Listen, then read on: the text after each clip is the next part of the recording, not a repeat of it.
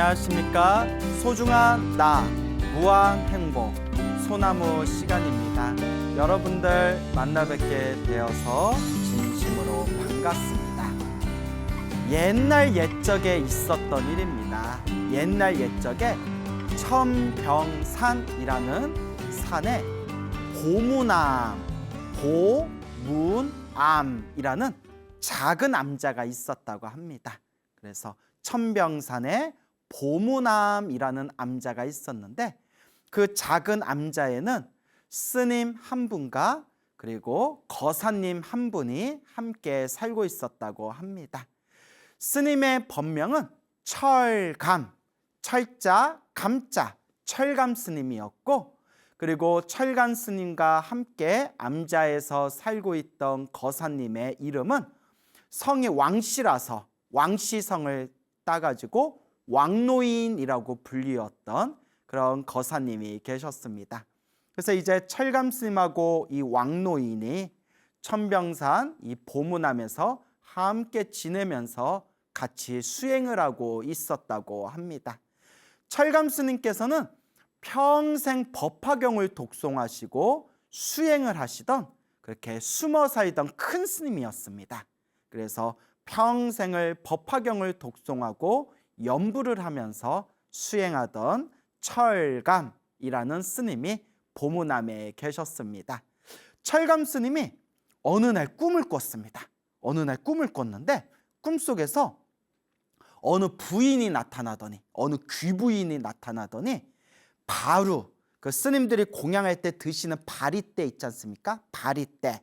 그 바루 하나를 스님께 이렇게 공양 올리는 그런 꿈을 딱 꾸게 되십니다. 그래서 꿈에서 딱 깨어나고 나서 철감 스님께서 희한하다. 왜 이런 꿈을 꿨을까? 희한하다라고 이제 생각을 하면서, 이제 그날따라 그 마을에 일이 있어가지고 볼일을 보러 이제 마을로 내려가시게 됩니다. 마을에서 볼일을 다 마치고 난 뒤에 이제 해가 뉘어 질 때쯤에, 늦은 오후에 이제 암자로 이제 돌아가시게 됩니다. 그래서 그 천병산 골짜기에 이제 물이 졸졸 이렇게 물이 흐르는 그 골짜기로 해서 그렇게 암자로 천천히 걸음을 옮기고 있는데, 어디서 시냇물 소리 속에서 응애 하는 아기 울음소리가 들리는 겁니다. 이 깊은 산 속에서 왜 애기 울음소리가 들리지? 이 깊은 산 중에 왜 애기 울음소리가 들리지? 철감 스님이 혹시나 싶어서 그 졸졸 흐르는 시냇물 소리 그 속으로 그 들려오는 애기의 울음소리를 따라서 골짜기 안쪽으로 들어가게 됩니다. 그런데 그 시냇물에 흐르는 그 시냇가 옆에 반들반들한 그 돌덩어리 위에 젖먹이 아기가 이렇게 누워 있는 겁니다. 그 아기가 응애 하고 울고 있는 겁니다. 그래서 철감 스님이 깜짝 놀래가지고, 아이고 아기야 왜 여기에 혼자 이렇게 누워 있니? 엄마는 어디 가고 아빠는 어디 갔니? 근데 주변을 둘러보니까 아무도 없는 거예요. 그대로 두다가는 이제 해가 지고 나서 삼진승들에게 이제 또 먹이가 될 수 있는 그런 이제 무서운 상황이 펼쳐질 거 아니에요. 그래서 아기를 여기다 그냥 둘 수는 없겠다 싶어서 스님께서 이렇게 그 아기를 걷어가지고 이제 보문암 암자로 돌아오시게 됩니다. 그래서 방에 와서 이제 왕노인도 깜짝 놀라가지고, 아이고 스님, 마을에 볼일 있다고 내려가셨는데 아기는 어디서 아기는 데려왔습니까? 그래서 이제 스님께서 자초지종을 설명한 뒤에 방에서 아기를 이렇게 살펴보는데 화들짝 하고 놀라는 거예요. 왜냐? 아기가 눈이 온전치 못한 장님이었어요. 아마 선천적으로 장님이었던 것 같아요. 그러니까 너무 안타까워서 스님도 한숨을 푹 쉬고 왕노인도 아이고 하고 이제 탄식을 하게 됩니다. 그래서 우리 철감 스님하고 왕노인이 이제 서로가 대화하기를, 이 아이가 우리 품에 들어오게 된 것도 다 인연법이 아니겠습니까? 우리가 한번 잘 키워봅시다 하고 서로 이제 이야기를 나누게 됩니다. 그래서 이제 스님하고 왕노인이 그 젖먹이 이제 아기를 아주 혼신의 힘을 다해 가지고 그렇게 이제 키우게 되는데요. 그래서 매일매일 마을에 내려가 가지고 그렇게 이제 마을 사람들에게 이제 적동량을 하게 됩니다. 다행히 이 보무남의 철감 스님께서 워낙 마을 사람들에게 존경을 받던 그런 어른 스님이었기 때문에 마을 사람들의 그런 배려와 관심 덕분으로 이제 이 아이가 무럭무럭 자라날 수 있게 되었습니다. 그렇게 세월이 손살같이 흐르고 흘러서 이제 그 아기가 이제 8살이 되었습니다. 근데 이 아이가 8살이 되니까 이제 말할 줄도 알고 이 사물을 이제 분간할 줄 아는 나이가 되었지 않습니까? 그때 이 아이가 자기가 남들과는 다르다라는 것을 이제 슬슬 눈치채기 시작합니다. 아, 나는 왜 눈이 보이지를 않을까? 왜 나는 눈이 이렇게 어두워서 다른 사람들과 같이 자유자재로 이렇게 움직일 수 없고 활동할 수가 없는가? 이제 이것을 스스로가 눈치를 채게 됩니다. 어느 날 이 8살이 된 이 아이가 엉엉 울면서 스님한테, 철감 스님한테 이렇게 말을 합니다. 스님, 제가 이 온전치 못한 눈으로 제가 이렇게 스님과 또 우리 이제 어르신과 이 수많은 사람들에게 도움도 못 되고 오히려 피해만 주는 것 같은데 제가 살아서 무엇하겠습니까, 스님? 저 그냥 죽고 싶습니다. 이러는 거예요. 그 어린 놈이 8살짜리가 너무 조숙하다. 그죠? 8살짜리가 뭘 안다고 엉엉 울면서 스님, 제가 이렇게 살아서 뭐합니까? 저 그냥 죽고 싶습니다. 이러는 거예요. 그때 철감 스님께서 가만히 그 울고 있는 그 아이를 어루만져 주면서 아이야, 얘야, 내가 너의 이름을 뭐라고 지어줬느냐? 해안. 내가 너의 이름을 해안이라고 지어주었다. 해안. 지혜 해자에 눈안자예요. 지혜의 눈. 그래서 아이에게 해안, 지혜, 해, 눈, 안, 지혜의 눈이다 라고 이제 해안이라고 이름을 지어준 거예요. 얘야, 내가 너에게 왜 해안이라는 이름을 지어줬겠느냐? 이 육신의 눈은, 이 몸뚱아리의 눈은 허망하고 영원하지 못한 것이다. 덧없는 것이다. 하지만 이 지혜의 눈이야말로 영원하고 가장 값지고 그리고 가장 훌륭한 것이다. 나는 네가 비록 육신의 눈은 온전하지 못하지만 이 육신의 몸보다 더 소중한, 더 훌륭한, 더 값진 지혜의 눈을 얻어라 라는 뜻에서 너에게 해안이라고 이름을 지어준 것이다. 근데 왜 그런 약한 소리를 하느냐? 왜 그런 슬픈 소리를 하느냐? 해안아, 지혜의 눈을 뜨면 되지 않겠느냐라고 철감 스님께서 아이를 어루만져 주십니다. 그 8살짜리 아이를 어루만져 주시면서 하시는 말씀이 해안아, 네가 만약 내가 시키는 대로만 한다면, 내가 시키는 대로 딱 10년만 열심히 한다면 너는 앞으로 중생들을 널리 살릴 수 있는 의원 중에 최고의 의원인 부처님과 같은 대의왕이 되어서, 부처님을 의사 중에서도 최고의 의사다 해서 대의왕이라고 불리거든요. 부처님과 같은 대의왕이 될 것이다. 10년만 내가 시키는 대로 하면 너는 대의왕이 될 수 있을 것이다. 널리 중생들을 살릴 수 있을 것이다. 내가 하라는 대로 한번 해보겠느냐. 그러니까 아이가 얼마나 순진해요. 저도 부처님과 같은 위대한 존재가 될 수 있나요? 스님, 할게요. 제가 어떻게 하면 될까요?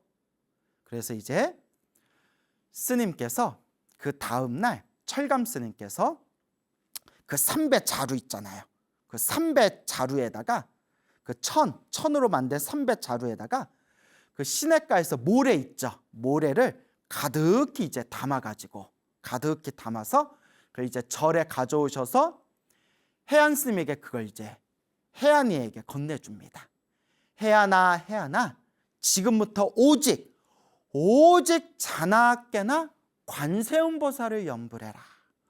오직 일심으로 일념으로 관세음보살을 염불해라. 요 삼배 안에 있는 이 모래주머니, 요 모래가 가득 담겨져 있는 이 삼배로 만든 이 모래주머니를 꾹꾹 주무르면서 관세음보살님을 일념으로 부른다면 요 모래알 하나하나, 이 한 알 모래알이 모두 중생들을 살리는 망병통치약으로 변하게 될 것이다. 그러니까 오늘부터 오직 관세음보살님만, 아침 저녁으로 오직 관세음보살만 부르면서 요 모래주머니를 꾹꾹 주무르라. 단 절대 마음에 의심하는 마음이 있어서는 안 된다. 할 수 있겠느냐? 애기들이 얼마나 순진해요. 그래서 옛날 큰 스님들께서도 사실 진짜 큰 교육은, 진짜 큰 공부는 애들 때 시켜야 된다라고 말씀하시는 분들이 있습니다. 가장 순수하고 가장 믿음이 뛰어난 그 가장 맑은 그릇에 가장 큰 공부를 할 수 있는, 스펀지처럼 쭉 빨아들일 수 있는 그런 이제 그릇이 만들어진다는 것이죠. 예 스님, 스님 말씀 믿고 제가 하겠습니다. 제가 꼭 하겠습니다. 그래서 그 8살짜리 그 아기가, 8살짜리 아이가 그 안증맞은 손으로 매일매일 그냥 모래주머니를 주물딱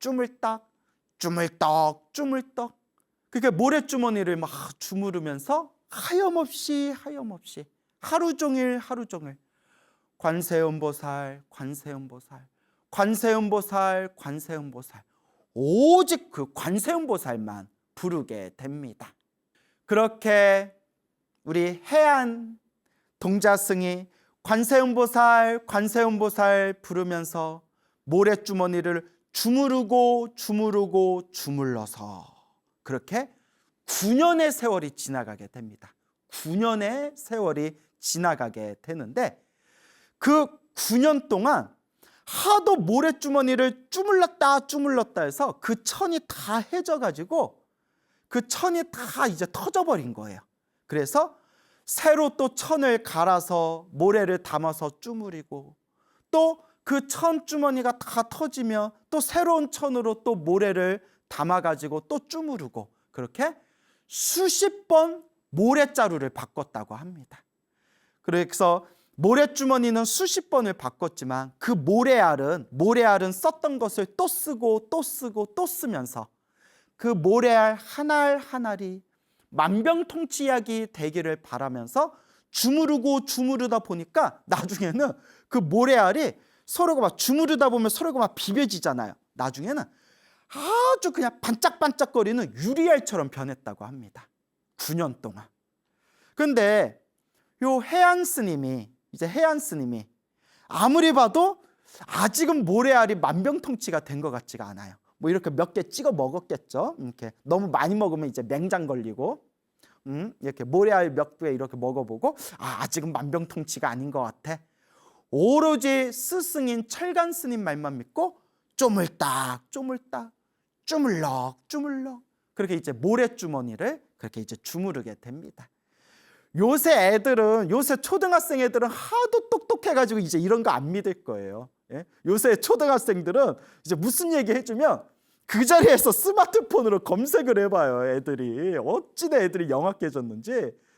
그래서 저도 초등학생 때 초등학교 저학년까지만 하더라도 산타클로스 할아버지가 진짜 있는 줄 알았거든요. 저 아직도 기억나요. 초등학교 다닐 때 친구하고 산타클로스가 있냐 없냐 때문에 막 대판 싸운 적도 있거든요. 요새 애들은 안 믿더라고요. 에이 스님, 우리가 애들인 줄 아세요? 애들이 그런다니까요. 근데 옛날 애들, 옛날 그 산골에 살던 그 옛날 옛적의 애들은 얼마나 맑고 순수해요. 오로지 스승님 말만 믿고 모래알 하나하나리 만병통치약이 되기를 발언하면서 관세음보살 그 모래주머니를 9년 동안 주무르게 됩니다. 그렇게 주무르다가 어느 날 스승이신 철감 스님께서 예불을 마치시고 난 뒤에 이제 방에 오셔서 이제 왕노인과 그리고 마을에 있는 고진사를 부릅니다. 이 마을에 살고 있는 고진사는 오랫동안 보문함을 후원해 주던 대공덕주 거사님이었습니다. 그래서 방에 이제 고진사하고 왕노인하고 이제 어느덧 이제 훌쩍 성장한 해안 스님을 옆에 두고 다음과 같이 이야기합니다. 철감 스님께서 제가 이제 세상의 인연을 다한 것 같습니다. 제가 이제 이 세상을 떠나더라도 부디 우리 진사님, 고진사님, 우리 보문함을 잘 지켜주시고 우리 왕노인을 도와가지고 우리 보문함을 계속해서 그렇게 후원해 주시기 바랍니다. 그동안 너무 감사드렸습니다 하면서 해안 스님한테 해안아 내가 세상을 떠났다 하더라도 슬퍼할 필요 없다. 만나면 헤어지고 헤어지면 언젠가 또 만나지 않겠느냐. 다만 지금처럼 한결같이 부처님과 관세음보살을 염불하면서 꾸준히 공부를 하여 내 뒤를 잇거라 라고 신신당부를 합니다. 그리고 철감 스님께서 이제 자신의 이제 이야기를 이제 다 전하고 난 뒤에 깨끗하게 목욕을 하시고 새 옷을 갈아입으신 뒤에 부처님과 관세음보살님 염불을 하면서 그 자리에 편안하게 누우셔서 세상을 떠나시게 됩니다. 너무 멋있다. 그렇죠. 나도 나중에 그렇게 가고 싶다. 하여튼 그래서 그렇게 철감 스님께서 세상을 떠나시고 그 다음 해가 되었을 때 드디어 우리 해안 스님이 모래주머니를 주무르고 관세음보살을 염불한 지 딱 10년이 되는 해였어요. 10년이 되는 해였는데 분명히 스승이신 철감 스님께서 네가 내 말대로 10년만 주무르면 이 모래알이 만병통치약이 될 것이다 라고 하셨는데 10년이 됐는데도 모래알은 그냥 모래알이에요. 그래서 다른 사람 같으면 속았다 훌떡 속았다 라고 생각할 수도 있었겠지만 이 맑고 깨끗하고 순수한 마음을 가졌던 해안 스님은 스승이 나에게 거짓말할 이유가 없다. 스승이 나를 속였을 리가 없다. 10년 동안 모래를 주물렀는데도 만병통치약이 되지 않았다면 앞으로 내가 10년을이라도 내가 더 열심히 염불하면서 이 모래주머니를 주무르겠다. 이렇게 새롭게 마음을 먹습니다. 야, 대단하다. 야, 나 같아도 못할 것 같은데. 참 이게 순수한 사람들이 있어요. 그러니까 순수한 사람들은 스승을 잘 만나야 돼요. 순수한 사람들이 스승을 잘 만나면 아주 큰 공부를 이룰 수 있지만 그 삿된 스승을 만나버리면 오히려 순수한 사람들은 몸과 마음을 다칠 수가 있습니다.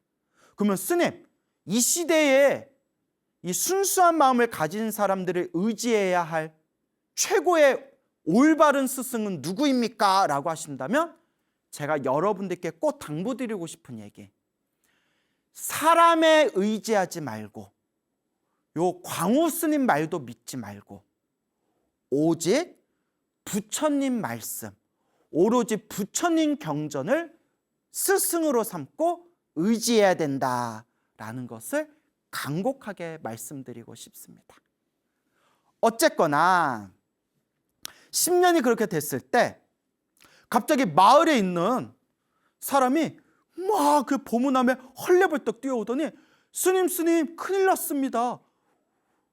마을의 고진사님이 쓰러졌습니다 이러는 거예요.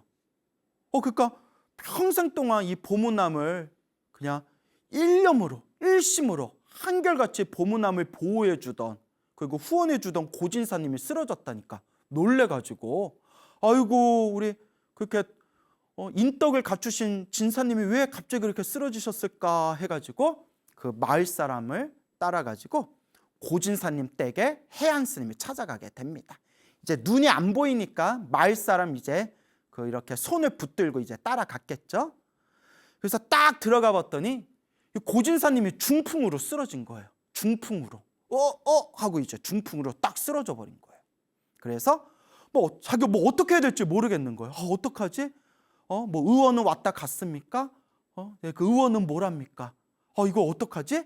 그래서 자기가 할 줄 아는 게 뭐예요? 해안 스님이 평생 10년 동안 했던 게 뭐예요? 주무르던 거잖아요. 주물주물 주무르는 거였잖아요. 그래서 해안 스님이 누워있는 그 고진사님의 몸을 쪼물떡 관세음보살 하염없이 관세음보살을 부르면서 해안 스님이 고진사의 몸을 쪼물떡 주무릅니다.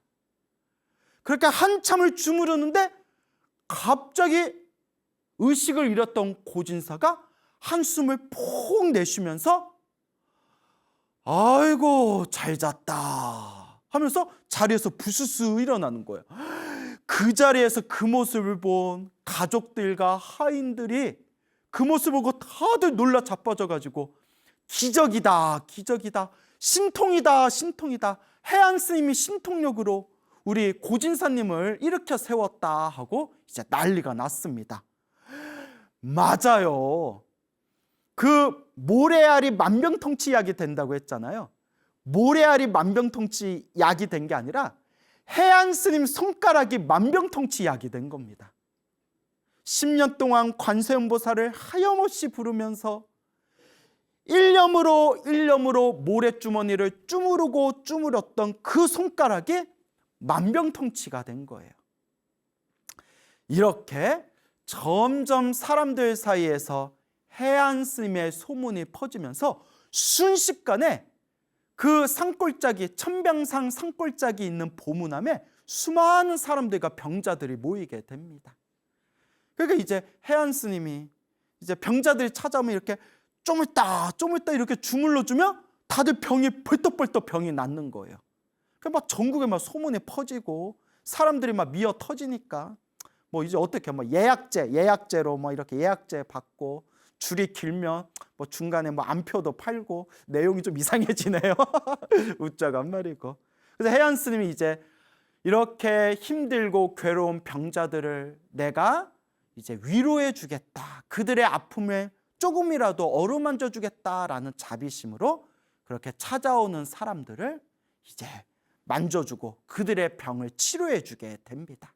그렇게 해서 그 짧은 시간 동안 이 해안 스님의 이름이 이제 전국에 나라에 널리 퍼지게 되었는데, 그때 그 왕궁에 왕과 왕비가 큰 근심에 빠지게 됩니다. 그냥 눈에 넣어도 아프지 않은 금이야 오기야 키운 공주가 있는데 공주가 갑자기 쓰러져서 3년 동안 의식을 못 차리는 거예요. 그래서 나라 안에 있는 수많은 명의들을 불렀지만 공주가 의식을 차리지를 못하고 자리에서 일어나지를 못하는 겁니다.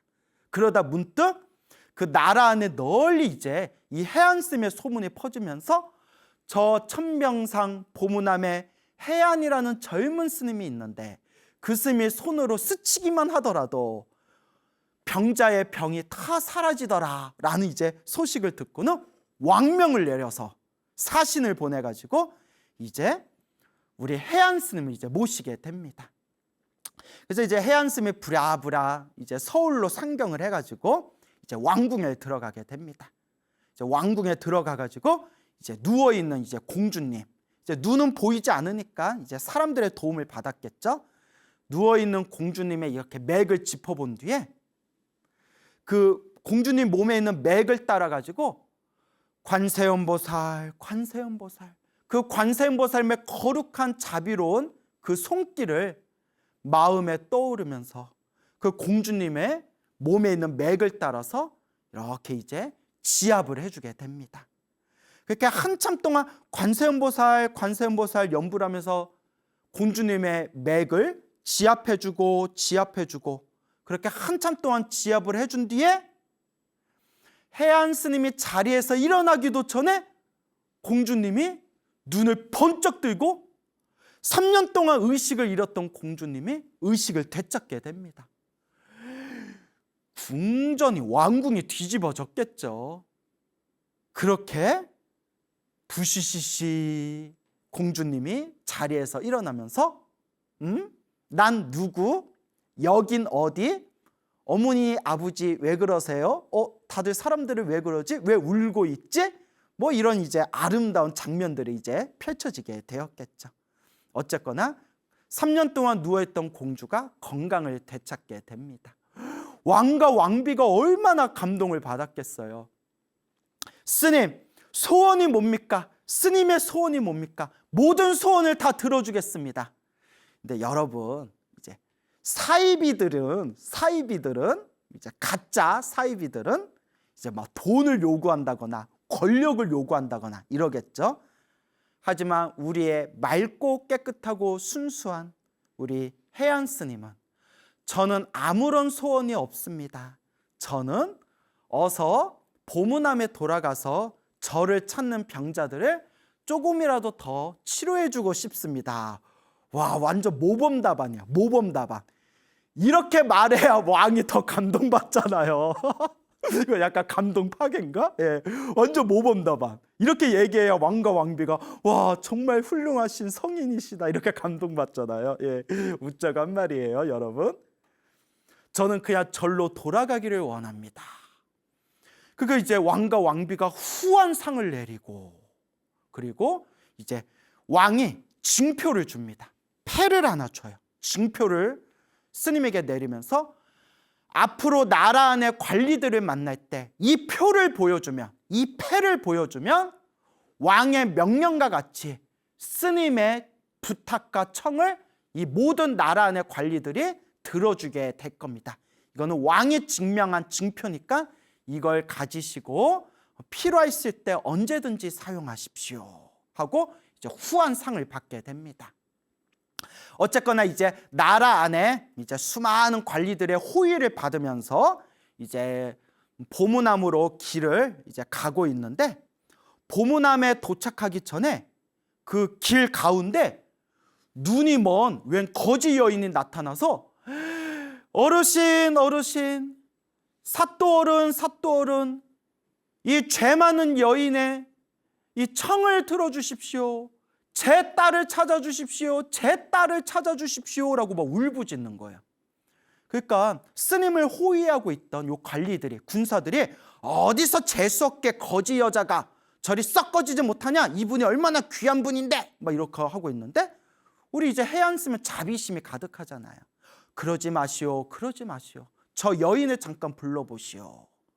그래서 그 여인을 부른 뒤에 자초지종을 물어보니까 스님, 저는 눈이 먼 거지 여인인데 일찍이 남편을 잃고 어린 딸을 의지해서 그렇게 구걸을 하면서 먹고 살았는데 우리 딸을 납치를 당했습니다. 제 딸을 빼앗아간 사람이 이 지역의 관리입니다 라고 막 울부짖는 거예요. 이 얘기를 듣고 그 고을을 담당하던, 그 지역을 담당하던 수령이 대경실색을 하면서 큰일 났다, 큰일 났다.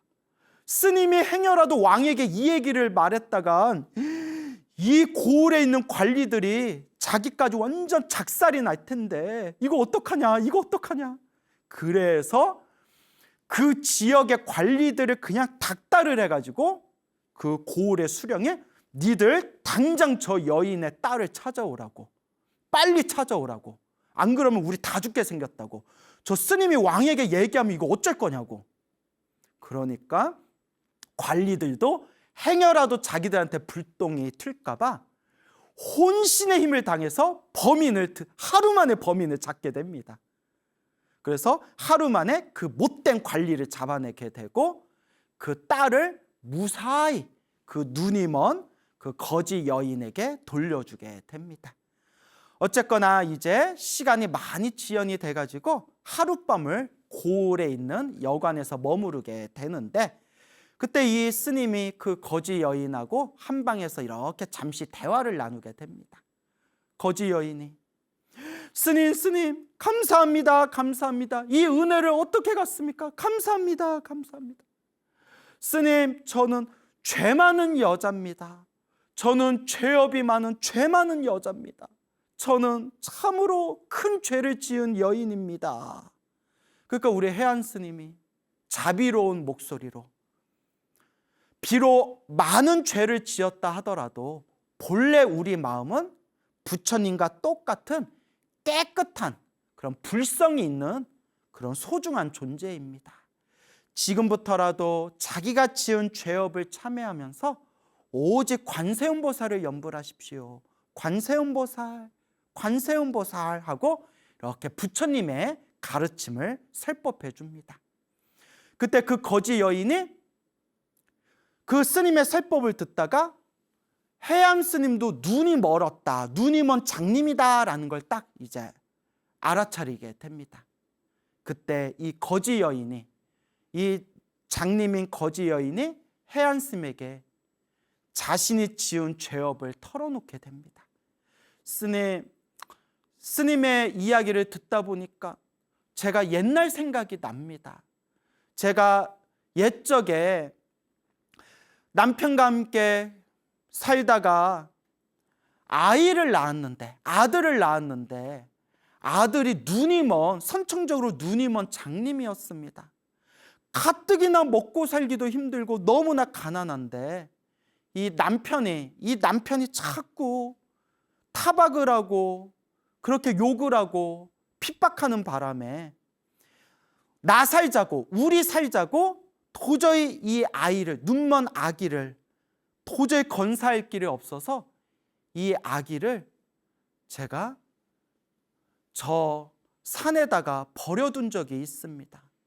산에다 버리고 나서 나중에 시간이 지난 뒤에 내가 이러면 안 되지 하고 다시 아기가 있는 그곳을 갔는데 삼진승이 이미 물어갔는지 아기를 찾을 수가 없었습니다. 저는 너무나 죄 많은 여인입니다. 그러다가 남편과 사이에 건강한 딸을 낳았지만 남편은 금세 세상을 떠나게 되고 덩달아 저도 두 눈을 잃게 되었습니다. 그래서 그냥 딸에 의지해가지고 이렇게 구걸하면서 이 죄 많은 이 생명을 지금까지 유지하면서 살아왔습니다. 스님 하면서 울고 있는데 해안 스님이 떨리는 목소리로, 덜덜덜덜 떨리는 목소리로 이렇게 묻습니다. 그 아들을 몇 년 전에 어디다 버렸습니까? 예, 스님. 19년 전에 천병산 골짜기 돌 위에다가 놓아두고 제가 버렸습니다. 그때 해안 스님께서 제 나이가 19살이요, 저의 스승님께서 천병산 골짜기 시냇가 옆에 돌 위에서 저를 거두어 주셨습니다 하는 순간 이 장님 여인이 아들아 하면서 스님을 와락 껴안고, 스님도 어머니 하면서 그 거지 여인을 껴안고, 아들아 어머니 펑펑 이제 눈물을 흘리는데 순간 딱 하고 어머니 눈이 번쩍 뜨이고 해안 스님 눈이 번쩍 뜨인 거예요. 장님이었던 어머니와 장님이었던 그 아들 해안 스님과 거지 여인의 눈이 번쩍 뜨이면서 눈에 시력을 되찾았다. 어떡해. 막 나 눈물 나. 눈물 나. 막 감동의 쓰나미가 가슴을 후려 때리네요. 예. 이 내용은 언제 봐도 감동스러워요. 그 다음 날 사람들이 해안 스님과 그 여인을 보고 모두 다 놀란 거예요. 장님이었던 저 여인과 장님이었던 저 스님이 눈이 번쩍 뜨여서 시력을 되찾은 걸 보고 자초지종을 다 들은 뒤에 이것이 부처님 값이구나, 이것이 관세음보살 값이구나 하면서 모두 다 함께 부처님의 덕을 찬탄했다고 합니다. 그렇게 해안 스님은 어머니와 이제 그 자기 여동생이죠, 자기 누이를 데리고 보문암으로 들어오게 됩니다. 그리고 어머니는 머리를 깎고 비구니 스님이 되어서 평생 그렇게 이제 마지막 남은 생애를 오직 부처님을 부르면서 연부를 수행하였고, 이 해안 스님은 그 뒤로도 수많은 중생들의 병고를 어루만져 주면서 널리 널리 부처님 법을 전하였으니 수많은 사람들의 귀의를 받고 그 작은 보문암이 더욱더 번창하여서 훗날 보문암이 아니라 보문사라 이름 지어지는 큰 절이 되었다고 합니다. 너무나 감동의 이야기가 아닐 수 없습니다. 힘들고 괴롭고 너무나 답답할 때 좌절하지 마십시오. 우리 부처님께서 경전에서 항상 말씀하셨다시피 좋은 인연도 나쁜 인연도 내가 지은 업의 인연이다. 결국 내가 풀어야 할 나의 숙제들이다. 지금 이 순간 힘들고 괴롭고 답답할 때 간절하게 부처님을 부르고 관세음보살을 부르고 지장보살을 부르고 간절하게 지극정성으로 부처님께 의지하시기 바랍니다. 그런데 여러분, 제가 이 얘기는 꼭 드리고 싶어요. 이제 감동의 이야기, 이제 감동의 쓰나미를 이제 잠깐 이제 가라앉히고, 제가 여러분들한테 이제 가피 이야기, 영험단 이야기를 많이 들려드리잖아요. 근데 여러분, 세상에는 너무나 사이비들이 많아요. 사이비 종교인들이 많습니다. 그래서 이렇게 주변에 보면 나한테 제사를 지냈더니 모든 일이 술술 풀리더라, 내가 이렇게 만져줬더니 그 죽을 병이 낫더라, 이렇게 이제 막 광고하시는 분들이 있어요. 근데 여러분, 자, 아는 이제 신도님들이 이제 멋모르고 찾아갔겠죠. 내가 그런 걸 왜 자꾸 속느냐 했더니 너무나 힘드니까 그 지푸라기라도 잡고 싶은 마음이 이제 찾아가는 거예요. 근데 여러분, 찾아갔더니 항상 공통점이 있어요. 큰 돈을 요구해요. 큰 돈을 요구하면서 돈을 많이 내야 그게 정성이 되고 그 정성으로 효과를 빨리 볼 수 있다. 딱 들어도 뭔가 이상하죠. 부처님은 절대 그렇게 이야기하신 적이 없습니다. 그래서 제가 소나무를 통해서 여러분들에게 항상 전해드리는 가피 이야기, 수많은 영험담 이야기에 한결같은 핵심이 뭐죠? 내 스스로 염불하고 내 스스로 기도하고 내 스스로 업장을 소멸하는 겁니다. 내 스스로 수행의 힘에 의해서 닦아가는 겁니다. 그런데 내가 내 스스로 내 업을 닦지 않고 내 스스로 염불하고 기도하고 수행하지 않고 그냥 저분한테 큰 돈을 주고 나서 제사를 지내니까 뭐 일이 술술 풀리겠지. 저분한테 내가 큰 돈을 주고 저분이 막 이렇게 만져주면 그게 병이 낫겠지. 그거는 진짜 불교가 아닙니다. 물론 지장경 같은 경전에 보면 천도제의 공덕에 대해서 나옵니다. 저는 천도제를 부정하지 않습니다. 참고로 저도 매년 1년에 한 번씩 제 조상님들을 위해서 그렇게 천도제를 지내고 있습니다. 저도. 다만 천도제가 만병통치는 아닙니다. 제가 천도제를 지내기 때문에 당당하게 말씀드릴 수 있는 거예요. 천도제는 공덕이 있지만 절대 만병통치는 아닙니다. 내 운명을, 내 인생을, 내 팔자를, 내 업보를 녹일 수 있는, 바꿀 수 있는 가장 첫걸음은 정성스럽고 간절한 염불에서 시작되는 겁니다.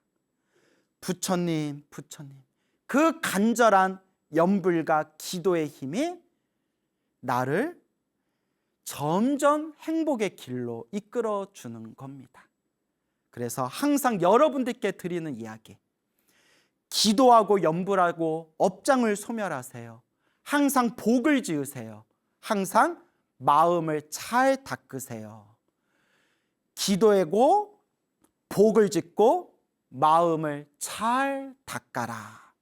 이 세 가지에 내 운명을 바꿀 수 있는 핵심이 다 들어있다라는 것을 명심하시고, 저한테 막 이런 가피 이야기, 영험 이야기 들은 뒤에 혹해가지고 그런 이상한 사이비들 만나지 않았으면 좋겠습니다. 오직 부처님 경전에 의지하시기 바랍니다. 여러분, 행복해지고 싶습니까? 행복한 삶을 창조하고 싶습니까?